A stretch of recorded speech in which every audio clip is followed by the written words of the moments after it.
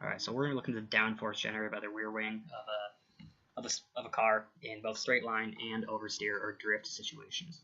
Here's a model we're working with. You won't find this in any production vehicles. It's just a lot simpler to work with than an actual spoiler.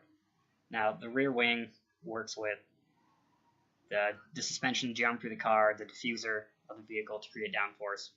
They also work to break up turbulent flow behind the vehicle, but we're just going to be considering how they're making downforce. Alright, so looking at the mesh here, just going over the flow domain itself, we have the system.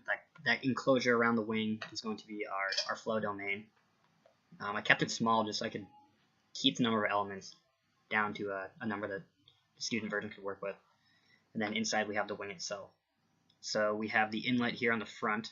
Flow will be coming in normal to that plane, passing over the wing. It'll be coming in, heading in the negative Z direction. There we have the outlet, and there's the wing itself. So looking at the mesh, it took a little bit of work to keep it under the 512,000 element limit. You can see that the minimum mesh size is actually pretty small. It's only times 10 to the negative 3. Not going to produce super accurate results, but, and again there we have the maximum size is a tenth of a meter.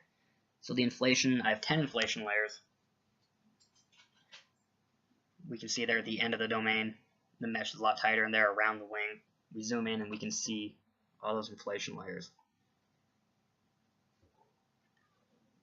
And then checking the statistics, we see that I'm well under that limit on the number of elements. So moving to the setup, we're going to be using a pressure-based solver, and it's going to be steady with respect to time. We're using air as our fluid. If you're using anything but air, then you're probably in some trouble. And the models are using an Invisid K epsilon model. The boundary conditions, we have the inlet there as a velocity inlet, which is correct. So we're going to set the magnitude of that velocity is 45 meters per second, which is about 100 miles an hour, which is very reasonable for any car with a spoiler, really. And we can see here it's negative 45 in the Z direction.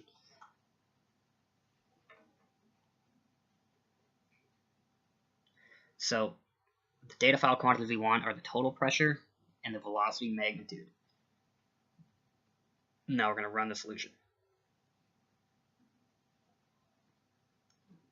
Alright, and so we can see here we have the pressure contour on the wing. We see high pressure on top, low pressure on bottom, which is what we'd expect, and it's what we want. Think of the spoiler on a car as a crappy airfoil. We don't want lift, we want downforce. That's going to increase traction on the rear wheels, a lot more power to get to the ground. And here we can look at the downforce it's creating in the negative Y direction. And we see that it's about 340 newtons. So that's perfect. That's exactly what we'd expect. Is a high downforce at 100 miles an hour. Now we're going to look at the downforce generated in an oversteer drift situation. Air here is no longer coming straight over the spoiler, but it's now coming across at an angle. So we can expect different results from straight line downforce. Here we can see the pressure distribution of the contours look much different than they do for the straight line situation. It came in, the air was coming across from the top left down to the bottom right across the spoiler. You can see the pressure is lower at the top and higher at the bottom.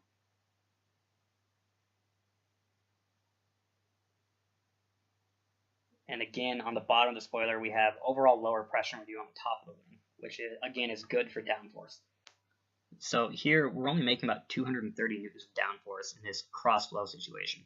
That's significantly less than the 340 newtons we were making in a straight line.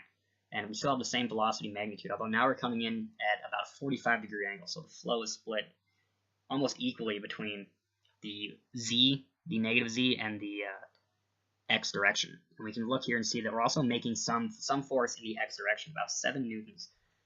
The spoilers you'd see on like a Formula 1 car or a hypercar don't allow for this cross flow to create any push side to side. The geometry is in such a way that the only force being generated is straight down towards the ground. And here we can see the streamlines for this cross flow situation. A lot of air is hitting that side panel of the spoiler there. Alright, so just a basic summary here. air coming in at 100 miles an hour, we're making 340 newtons of downforce in a straight line, and 7 newtons in the X, and only 230 down in an oversteer situation.